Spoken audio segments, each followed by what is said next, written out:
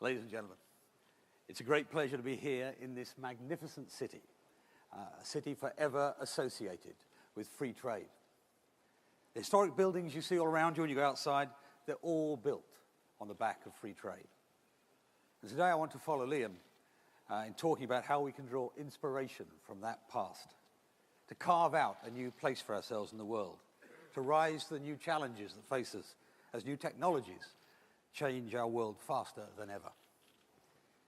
When we met last year, in the shadow of the referendum, emotions were still raw. A year later, there's a new mood. People want to look to the future. They're fed up that people at Westminster seem stuck in an endless debate while the rest of the world wants to get a move on. Over a year later, I still get people coming up to me every day saying, "Best of luck. Get a good deal for us, Mr. Davis." And even, "Surely it can't be that difficult."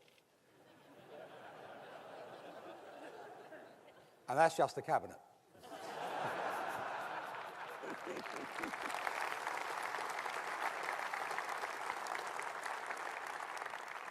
Actually, every time I walk down the street, get on a train, or walk through an airport, people, not Leave voters or Remain voters anymore, just ordinary, decent people, enthusiastically come up to me and wish me well on our shared project.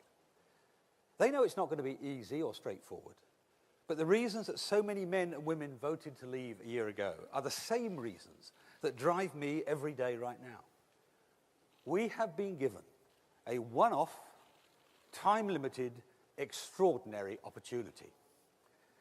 An opportunity to make sure that all our decisions about the future of this country are taken by our parliaments, our courts, our institutions.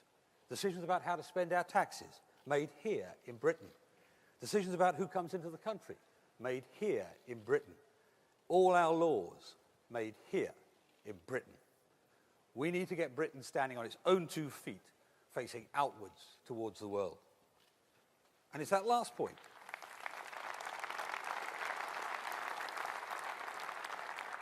And it's that last point, looking forward to Britain's global role, which I want to talk to you about now. One of the most powerful arguments I've ever heard for being outside the European Union was simple. And it goes like this. What kind of internationalism is it which says that this country must give priority to a Frenchman over an Indian, a German over an Australian, an Italian over a Malaysian? Now that quote couldn't have come from further from this Conservative conference, because it was said by Barbara Castle in 1975.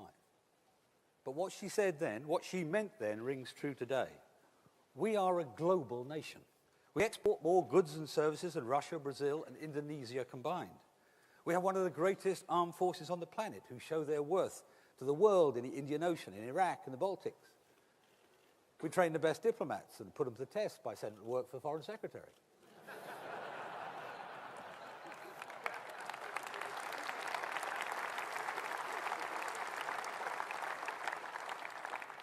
But now we're leaving the European Union. It allows us to be more international, not less. It requires us to face the world, not looking back, not glancing away, but with confidence and determination about the future we will build. And ladies and gentlemen, there's only one party can deliver that, and it's our Conservative Party. Now,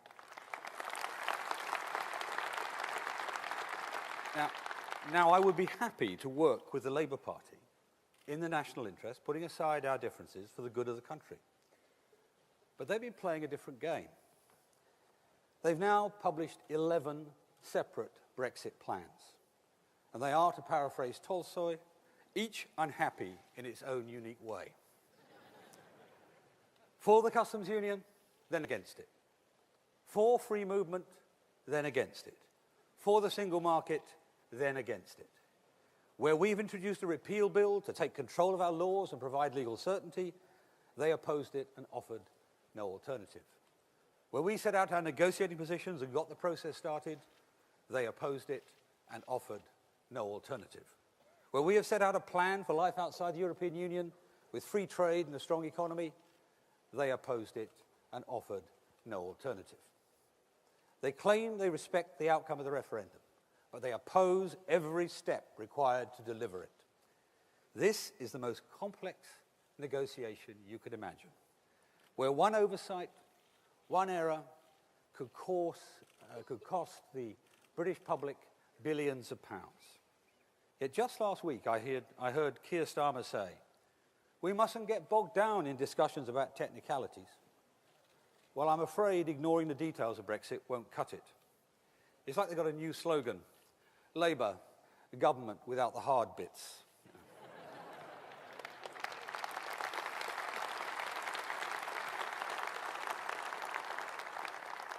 Well, we're different in this party.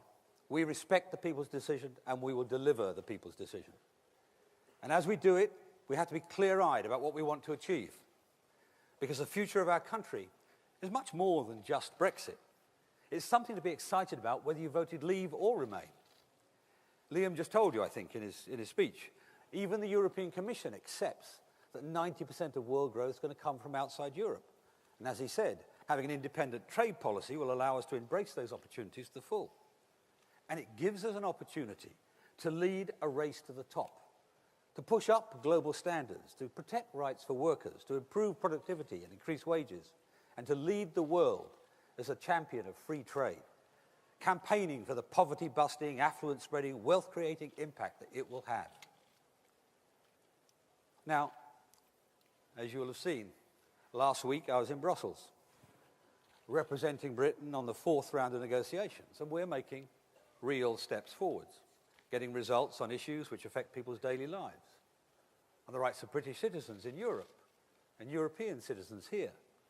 We want to allow all 4.2 million of them to carry on their lives as they do now. And I'm certain we will secure a deal on this soon.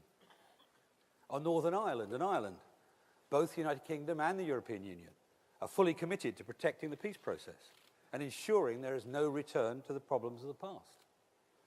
And on the issue of money, as the Prime Minister promised, we will honour our commitments because ours is a country which plays by the rules and obeys the law. But we'll do our duty by the British taxpayer and challenge Europe's claims line by line. But we must never lose sight of the bigger picture and the prize on offer at the end of the process. And it's only in this context that we can finally settle this issue. Closer to home, we're getting Britain ready for Brexit step by step. The first step is the repeal bill, a critical piece of legislation which ends the supremacy of European Union law. It's essential to a smooth and orderly exit, and it helps provide the clarity which citizens and businesses have been clamouring for. Now, where members of Parliament set out to improve this legislation, we will welcome their contribution. But be in no doubt, this bill is essential and we will not allow it to be wrecked. On the negotiating front, we're aiming for a good deal, and that's what we expect to achieve. However, if the outcome of the negotiation falls short of the deal that Britain needs, we will be ready for the alternative. That's what a responsible government does. Anything else will be a dereliction of duty. So there's a determined exercise underway in Whitehall devoted to contingency arrangements so that we are ready for any outcome. Not because it's what we seek, but because it needs to be done. And while much of our task lies ahead, when I look at what we've achieved so far, it should give us cause for optimism. Optimism that we will strike that deal, create that shared future. Because Brexit's not a rejection of Europe, or indeed the values and ideals that are shared across our continent. It's a decision by the British people to leave the political project. A project that may be right for other nations who remain there by consent of their own people, but one that's no longer right for us. They approach it, those other nations, approach it through the prism of their own history. One that in the past was all too often determined by dictatorship and domination, invasion and occupation. For them, Europe symbolises democracy, liberty, modernity, the rule of law. For us, our own island story follows a different path. We had the most successful liberal democracy in history for over a century before we joined the common market. And when we decided to leave the European Union, we voted not against the political project itself, but against Britain's involvement in it. Europe's history will continue, and so will ours, and we will remain good friends and allies. And for those who claim that we're not good Europeans, well, did you know that we spend 1.5 times as much on defence as the European average? That's how come we send our troops to the border of Europe on Estonia and Poland. I call that being a good European. We spend over twice the European average on helping the poorest people on the planet, including in Africa, where British aid acts as a ladder for people to climb out of the clutches of people smugglers. I call that being a good European.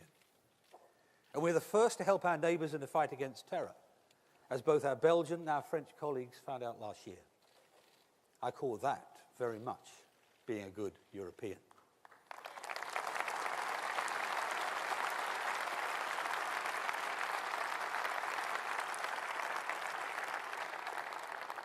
And none of this comes for free.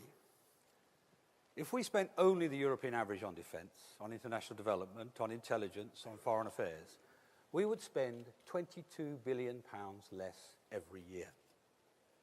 But we're going to continue to do what we do. Why? Because we choose to be good global citizens, because we choose to be good European citizens. And that's what we mean when we say we're leaving the European Union, but we're not leaving Europe. We're not giving up on our shared values. So that's our plan, and I'm incredibly lucky to have been given a team to deliver it.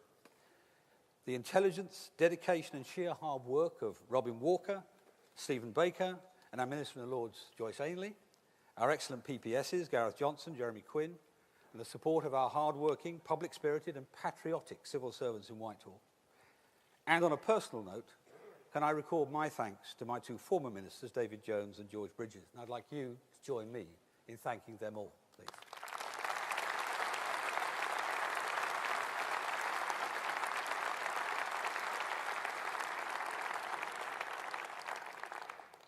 Now, if there's one thing I absolutely don't need to do today, it's to remind you, this conference, to believe in our country.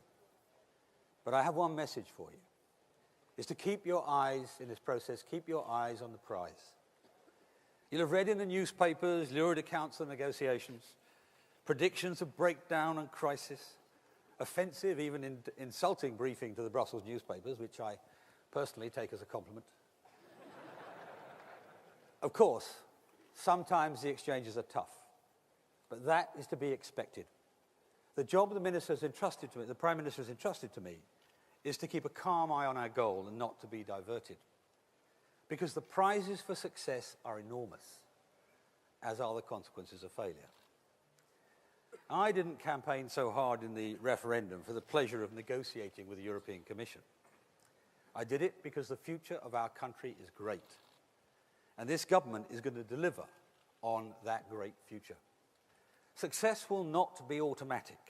We'll have to work hard for it. We'll encourage the things that we Conservatives believe in. Hard work, enterprise, risk-taking, innovation, competition, self-reliance. When we leave the European Union, our successes, and yes, our failures, will be ours and ours alone. But we are the country of William Shakespeare and Jane Austen, of Alexander Fleming and James Dyson, a superpower in science. We have the fairest legal system in the world. Britain is where you come if you want to study artificial intelligence or life sciences. So, being who we are and drawing on our strengths, we can be confident that our successes will dwarf our failures. So let us turn to face the future, delivering on the referendum, setting out our new relationship with Europe, pushing forward to grasp the opportunities that lie ahead, looking forward to the future we will forge together, putting our country on the path to greatness once more. Thank you.